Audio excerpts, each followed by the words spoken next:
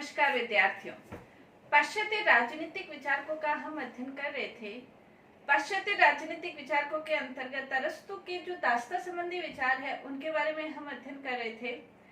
अरस्तु के जो दास्ता संबंधी विचार है, अरस्तु ने दास्ता को उचित माना है और कई आधारों पर, मनोवैज्ञानिक आधार पर, नैतिक आधार पर, राज्यों के आधार पर, स्वयं दासों के आधार पर दास्ता को सही सिद्ध करने की कोशिश की है।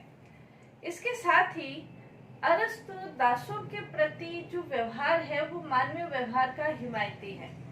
दास व्यवस्था को तो वो सही मानता है, लेकिन साथ ही साथ वो ये भी कहता है कि दासों के साथ कोई अमानवीय व्यवहार नहीं होना चाहिए। अरस्तु दासों के संबंध में किस प्रकार की मानवीय व्यवस्थाएं करता है, इस संबंध में भी आपके 2 नंबर के क्वेश्चन आ सकते हैं।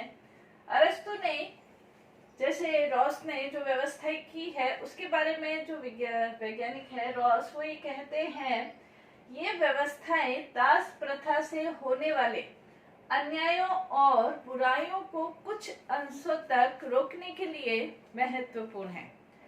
तो ये क्या व्यवस्थाएं हैं, अरस्तु ने किन प्रकार की व्यवस्थाओं को बनाया है, मानवीय व्यवस्थाओं का, ताकि दासों के साथ कोई अमानवीय व्यवहार नहीं हो। तो ये जो व्यवस्था की पहली व्यवस्था उसने ये बताई कि दास्ता प्राकृतिक है, वंश परंपरागत नहीं है। यानी कि यदि किसी दास का पुत्र यदि वो बुद्धिमान है तो उसे दास नहीं बनाया जा सकता है। इस बात का ध्यान रखा जाए कि वंश परंपरा के आधार पर दासों का पुत्र दास बने, ये नहीं होना चाहिए। दूसरा उसने बताया कि स्वामियों को दासों के साथ इस प्रकार का व्यवहार करना चाहिए जैसे एक शरीर अपने अंगों के साथ करता है। कोई भी शरीर अपने किसी भी अंग के साथ अमानवीय व्यवहार नहीं करता, क्योंकि उसकी पीड़ा उसे स्वयं को होती है। तो अरस्तु भी ये कहता है कि स्वामी दास के साथ अच्छा व्यवहार करे, क्योंकि यदि बुरा व्यवहार होगा तो उसकी पीड़ा स्वामी को खुद महसूस हो। इस प्रकार की व्यवस्थाएं होनी चाहिए। फिर उसने ये कहा कि दासों को मुक्ति का अवसर मिलना चाहिए। जब दास बुद्धि को प्राप्त कर ले तो उन्हें मुक्त करने के अवसर प्रदान किए जाने चाहिए। मतलब ये कि दास हमेशा दास ही बने रहेंगे, ऐसा नहीं है। फिर अरस्तु ये कहता है कि उन्हें क्षमता अनुरूप कार्य सौंपे जाने चाहिए। कोई भी दास है, उनकी क्षमता कितनी है कार्य करने की, ऐसा नहीं हो कि वो 24 घंटे ही उनसे कार्य करवाते रहे। उनकी क्षमता के अनुरूप उन्हें कार्य सौंपे जाने चाहिए। सुविधाएं प्रदान करनी चाहिए दासों को। जो भी सुविधाएं हैं, जो भौतिक सुविधाएं हैं, जो शारीरिक सुविधाएं हैं, जो अन्य सुविधाएं हैं, वो सभी सुविधाएं प्रदान की जानी चाहिए। जैसे मूलभूत जो आवश्यकताएं हैं वो स्वामियों के द्वारा दासों को अवश्य प्रदान की जानी चाहिए। नेक्स्ट उसने बताया दासों की जो संख्या है वो निरंतर बढ़ाते रहना नहीं चाहिए, बल्कि सीमित संख्या में ही दास रखे जाने चाहिए। किसी स्वामी की मृत्यु हो जाती है तो उसके जो दास है वो सबको मुक्त किया जाना चाहिए। स्वामी की मृत्यु होने के बाद उसके दास मुक्त हो जाए, इस प्रकार की व्यवस्था होनी चाहिए। दास जो बने उनका जो अंतिम ध्येय है वो स्वतंत्रता होनी चाहिए, कि किसी आधार पर धीरे धीरे वो स्वतंत्र हो जाए। इस प्रकार की व्यवस्थाएं होनी चाहिए। नेक्स्ट उसने कहा कि बौद्धिक अवसर प्राप्त होने चाहिए, और बौद्धिक अवसर प्राप्त करने के बाद जब उनकी बुद्धि श्रेष्ठ बन जाए, बुद्धिमान बन जाए, विवेकशील बन जाए, तब उन्हें मुक्त कर देना चाहिए। नेक्स्ट उन्होंने ये बताया कि दासों को बेचा जाना नहीं चाहिए।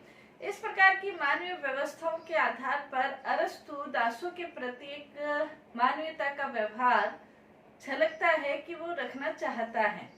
लेकिन वो यही मानते हैं कि दासों को धीरे धीरे जब वो स्वामियों के संपर्क में रहते हैं तो धीरे धीरे उन्हें बुद्धि का अवसर प्राप्त होता है, और बाद में उनका जो लक्ष्य है वो स्वतंत्रता प्राप्त करना होना चाहिए। इस आधार पर मानवीय व्यवस्थाओं की वो समर्थन करते हैं, मानवीय व्यवस्थाओं को बनाए रखना चाहते हैं। तो ये अरस्तु के दास्ता संबंधी विचार थे। अरस्तु के जो दास्ता संबंधी विचार है उसकी अनेक विद्वानों ने अनेक आधारों पर आलोचना की है। कुछ विद्वान तो ये मानते हैं कि अरस्तु के जो दास्ता संबंधी विचार है वो पूर्ण रूप से त्याज्य है, त्यागने योग्य है। मैक्सी ने तो यहाँ तक कह दिया कि अरस्तु के जो दास्ता संबंधी विचार है उसके आधार पर उसकी जो पुस्तक है पॉलिटिक्स उसको अवैध घोषित कर देना चाहिए। अनेक आधार पर विद्वानों ने आलोचना की है, अरस्तु के दास्ता संबंधी विचारों को अमानवीय, अनीतिपूर्ण और अकल्याणकारी बताया है। ये भी बताया है अरस्तु जैसा वैज्ञानिक होते हुए इस तरह की अवैज्ञानिक बातें अरस्तु के विचारों से मेल नहीं खाती है। कुछ विद्वान ये भी मानते हैं अतार्किक विचार है, अपरोपकारी विचार है, अकल्याणकारी विचार है। इन सभी आधारों पर अरस्तु के दास्ता संबंधी जो विचार है उनकी आलोचना की जाती है। तो क्या आलोचनाएं की जाती है उसके बारे में हम अध्ययन करेंगे। जैसे पहला ये मानते हैं कि दास प्रथा अप्राकृतिक है। अरस्तु प्राकृतिकता के आधार पर अपनी दास प्रथा को सिद्ध करना चाहता है, उसका औचित्य सिद्ध करना चाहता है कि प्रकृति के आधार पर ही कुछ व्यक्तियों को बुद्धिमान बनाया जाता है, कुछ को शारीरिक दृष्टि से श्रेष्ठ बनाया जाता है। आलोचक इसका बिल्कुल भी खंडन करते हैं और ये कहते हैं कि प्राकृतिक रूप से तो सभी व्यक्ति समान हैं और जो भिन्नताएं हैं वो भिन्नताएं कुछ भिन्नताएं हो सकती है, लेकिन प्राकृतिक समानता सभी व्यक्तियों में विद्यमान रहती है। इस आधार पर आलोचना की जाती है।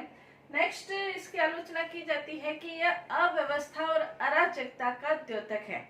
यदि हम समाज को दो वर्गों में इस आधार पर बांटे कि जो व्यक्ति बुद्धिमान है वो शारीरिक दृष्टि से कमजोर होंगे और जो शारीरिक दृष्टि से हष्टपुष्ट होंगे वो दास होंगे, तो इस आधार पर जो हष्टपुष्ट व्यक्ति है उनको यदि दास बनाया जाए तो समाज के अंतर्गत अव्यवस्था, अराजकता की स्थिति पैदा हो सकती है। नेक्स्ट इसके अंतर्गत अरस्तु ने विभाजन का कोई सर्वमान्य आधार प्रदान नहीं किया। वो ये कहते हैं कि जो शारीरिक दृष्टि से हष्टपुष्ट है वो कार्य करने के योग्य है, शारीरिक श्रम करने योग्य है, और जो बुद्धिमान है वो बुद्धिपूर्ण कार्य यानी कि शासन करने के योग्य है, आज्ञा देने के योग्य है, बौद्धिक कार्य करने के योग्य है। तो उसको किस आधार पर, किस मापदंड के आधार पर ये कहा जाए कि ये व्यक्ति तो शासन करने योग्य है और ये व्यक्ति शारीरिक श्रम करने योग्य है? ऐसा कोई मापदंड नहीं है। यदि शारीरिक हष्टपुष्टता के आधार पर शारीरिक श्रम करने दिया जाए और उन व्यक्तियों को दास बनाया जाए तो इसका मतलब ये होगा कि प्राकृतिक रूप से प्रकृति के पास क्या इस तरह का कोई ढांचा है, सांचा है जिसके आधार पर कुछ व्यक्तियों को तो वो दास बनाती है और कुछ व्यक्तियों को वो स्वामी बनाती है।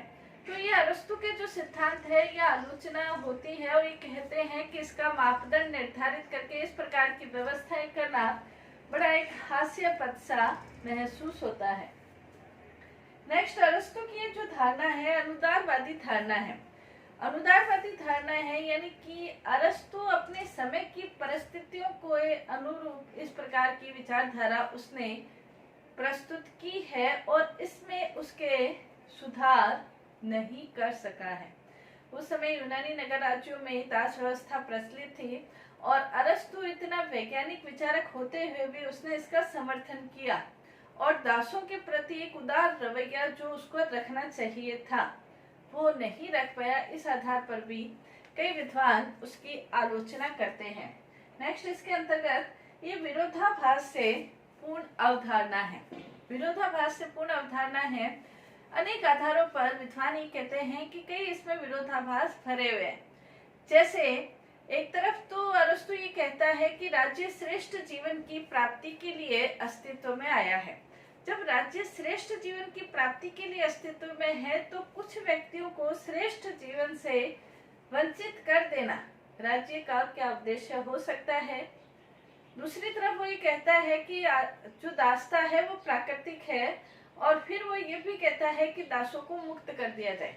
जब दासता है ही प्राकृतिक तो उसे मुक्त कैसे किया जाए। तीसरी तरफ वो ये कहता है कि दास पूर्ण रूप से स्वामी पर आश्रित है। जब दास पूर्ण रूप से स्वामी पर आश्रित है, दूसरी तरफ वो ये कहता है कि दास आश्रित नहीं है, वो मुक्त हो सकते हैं। तो ये जो सारी उसकी विचारधारा है ये पूर्ण रूप से विरोधाभास से परिपूर्ण है। एक तरफ वो ये कहता है कि दासों में बुद्धि और विवेक का अभाव होता है, दूसरी तरफ वो ये कहता है कि वो बुद्धिमानों के सानिध्य में रहते हुए उनमें बुद्धि का विकास हो सकता है। जो बुद्धिहीन है उनमें फिर बुद्धि का विकास कैसे हो सकता है? इन सभी प्रश्नों का उत्तर अरस्तु नहीं दे पाता है। इस कारण से भी विद्वान इसकी आलोचना करते हैं। नेक्स्ट इसके अंतर्गत अरस्तु के जो दास्ता संबंधी विचार है वो जातीय अहंकार से परिपूर्ण विचार लगते हैं। अरस्तु ये कहता है कि किसी भी परिस्थिति में यूनानियों को दास नहीं बनाया जा सकता है, क्योंकि यूनानी बुद्धिमान है, विवेकशील है। उसकी जो उक्ति है उससे स्पष्ट रूप से महसूस होता है कि वो जातीय अहंकार से परिपूर्ण है। उसने ये कहा था कि विदेशियों को परिचर्या करने दो क्योंकि वो दास है और हम स्वतंत्र हैं। विदेशियों को परिचर्या यानी कि दासत्व करने दो क्योंकि वो दास है, सेवा करने दो क्योंकि वो दास है और हम स्वतंत्र हैं। तो इस प्रकार की जो उक्तियां उसने पेश की है पॉलिटिक्स में, वो पूर्ण रूप से ऐसा लगता है कि वो जातीय अहंकार से ग्रस्त उक्तियां उसकी लगती हैं। नेक्स्ट इसके अंतर्गत जैसे ग्योम्बर्च है एक विद्वान, वो ये कहते हैं कि यूनानियों को छोड़कर उसने पूरी मानव जाति को दासत्व से अभिशप्त कर दिया है। नेक्स्ट है स्वदेशी के सिद्धांत के विरुद्ध। ये भी आपके 2 नंबर का क्वेश्चन आ सकता है कि अरस्तु का स्वदेशी सिद्धांत क्या है।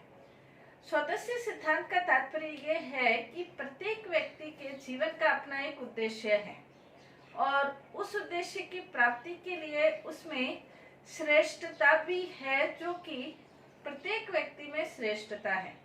जब प्रत्येक व्यक्ति में श्रेष्ठता है और वो श्रेष्ठ जीवन को प्राप्त करने की दिशा की ओर अग्रसर है, फिर उसे दास हमेशा के लिए कैसे बनाए रखा जा सकता है? या तो उसका स्वदेशीता का सिद्धांत गलत है या उसका दासत्व का सिद्धांत गलत है। तो इस कारण से भी विद्वान उसकी आलोचना करते हैं। नेक्स्ट इसके अंतर्गत ये सिद्धांत अव्यवहारिक है। इस आधार पर मानव समाज को विभाजित करना कि जो बुद्धि संपन्न व्यक्ति है वो तो शारीरिक दृष्टि से कमजोर है और जो हष्टपुष्ट व्यक्ति है वो बुद्धिमान नहीं है। ये एक बड़ा अव्यवहारिक लगता है। क्या शारीरिक दृष्टि से जो बुद्धि संपन्न व्यक्ति है वो बुद्धिमान नहीं हो सकते, या बुद्धि संपन्न व्यक्ति शारीरिक दृष्टि से हष्टपुष्ट नहीं हो सकते? ये अव्यवहारिक मापदंड अरस्तु प्रस्तुत करता है जो सही नहीं है। नेक्स्ट इसके अंतर्गत अवकाश का जो बहाना है वो न्याय संगत नहीं है। आलोचक ये कहते हैं कि कुछ विद्वानों के अनुसार ये माना गया कि जो स्वामी है, जो बुद्धि संपन्न व्यक्ति है, उनको यदि अवकाश का समय मिलता है, अपने गृह कार्यों से मुक्त रहने पर ही उनको अवकाश का समय मिल सकता है और इसी के कारण वो चिंतन, मनन, अध्ययन, अध्यापन करके समाज का, खुद का भला कर सकते हैं। ये न्याय संगत नहीं है, क्योंकि साहित्य, कला, लेखन, शासन, इन कार्यों के अंतर्गत इतनी ज्यादा समय की आवश्यकता नहीं होती कि आप घर का या अपने से संबंधित किसी भी प्रकार का कोई कार्य नहीं करें और सब कार्य दासों पर सौंपकर आप विलासितापूर्ण जीवन व्यतीत करें, तो ये न्याय संगत प्रतीत नहीं होता है। इस आधार पर भी आलोचना की जाती है। नेक्स्ट इसके अंतर्गत अलोकतांत्रिक सिद्धांत है। लोकतंत्र जो समानता, स्वतंत्रता पर आधारित विचारधारा है। दासत्व का सिद्धांत, दास प्रथा का सिद्धांत समानता और स्वतंत्रता के सिद्धांत से विपरीत है। इस कारण से भी आलोचना की जाती है। अतार्किक है, कोई ऐसा तर्क नहीं है कि कुछ व्यक्ति है वो स्वामी बनने योग्य है और कुछ व्यक्ति दास बनने योग्य है। ये एक अतार्किक सिद्धांत महसूस होता है। उसमें किसी भी प्रकार का तर्क के आधार पर हम मानव समाज का एक एक व्यक्ति का कैसे विभाजन कर सकते हैं कि ये व्यक्ति स्वामी बनने योग्य है, ये व्यक्ति दास बनने योग्य है। जो दास बनने योग्य व्यक्ति है उन्हें दास बनाया जाए। पूरे मानव समाज को इस आधार पर विभाजित करना तर्क से अपूर्ण है या तर्क से विपरीत है। नेक्स्ट वैज्ञानिक सिद्धांत है। कोई वैज्ञानिक आधार पर हम समाज को विभाजित नहीं कर सकते हैं। नेक्स्ट इसके अंतर्गत मनोवैज्ञानिक है, क्योंकि यदि दासों को यह महसूस करा दिया जाए कि आप में बुद्धि नहीं है, विवेक का अभाव है, बुद्धि का अभाव है, तो इस आधार पर उनका जो विकास है वो विकास, बौद्धिक विकास, मानसिक विकास पूर्ण रूप से रुक जाएगा और बौद्धिक और मानसिक विकास का उनको अवसर ही प्रदान नहीं किया जाए, सिर्फ शारीरिक श्रम करवाया जाए, तो ये वास्तव में अमनोवैज्ञानिक सिद्धांत कहा जा सकता है। नेक्स्ट, अरस्तु ने शारीरिक श्रम की उपेक्षा की है। अरस्तु ये मानता है कि जो कुछ भी है मानसिक श्रम है और शारीरिक श्रम का भी अपना महत्व है।